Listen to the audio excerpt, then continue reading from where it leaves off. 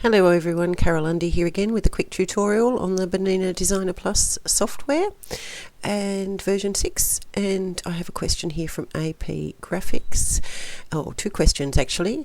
One, can I make a letter O from two circles and adjust the stitch angles afterwards? And if I interpret the question correctly, this is what the person wants to know. Can it be done in version 6? So yes.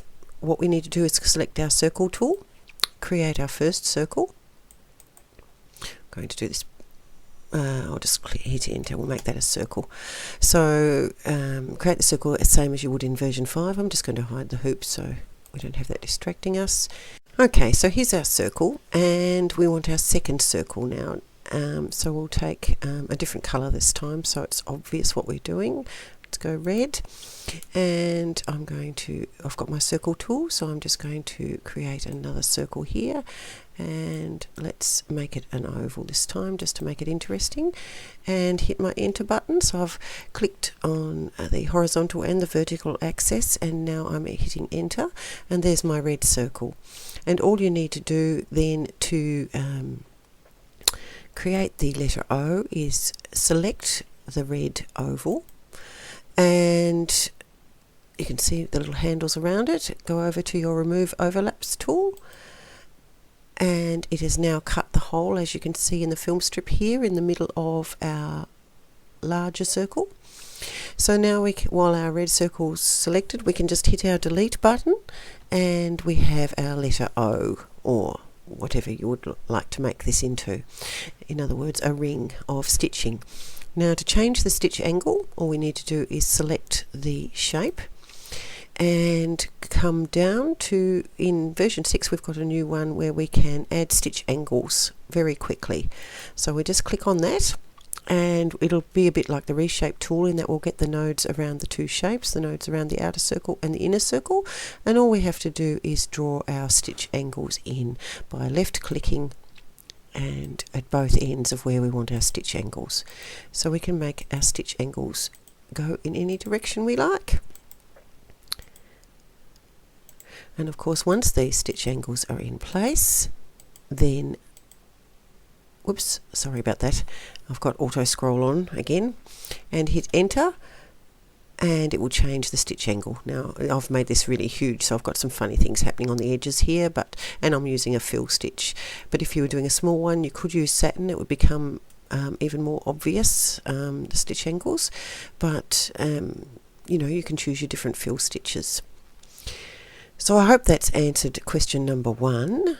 Okay, now I'll just select that and delete it to answer question number 2. Question number 2 was, can we split a design? Now there are various ways of splitting a design. I'm not sure whether the person meant, can we split something that's too big for one hoop? And if that's the case, I'm going to now draw an object. Let's draw just a common old rectangle, and there it is, and I'm going to bring my hoop back. And even if I rotate my hoop in a minute, hopefully this is too big for the rotated hoop as well. I might just check that by going to the hoop layout. So in the hoop layout, obviously this is black because it's too wide for the hoop. Even if I rotate the hoop, let's select it. We've got our select tool on, and click on there and click on it again to get our rotate handles. And yes, it's too long for the hoop as well.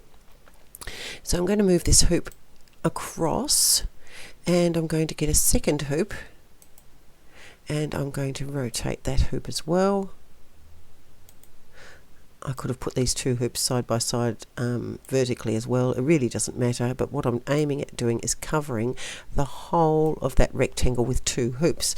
And as you can see, it's still black, because even though I've got hoops covering the whole area, it is actually still one area, and so can't be stitched out even with two hoopings, because it's seeing it as one object. Now we have a new tool in version 6 called the auto split, or splitting guide, sorry. If we left click on that, we can actually draw a line through the main object and hit our enter button, and you'll see that the design turns green. And that means now that it's going to stitch this section on this side in the first hooping and this section in the second hooping. Now it doesn't have to be a straight line. I could have clicked left and right clicks through there and created a wiggly line if I wanted to, and you can also change the shape of the line at any time if you're not happy with it. So just it has a reshape button up here, reshape the splitting guide, so just select that, and now I can move my splitting guide. I can add extra nodes in, right click nodes and left click nodes, so I can move these around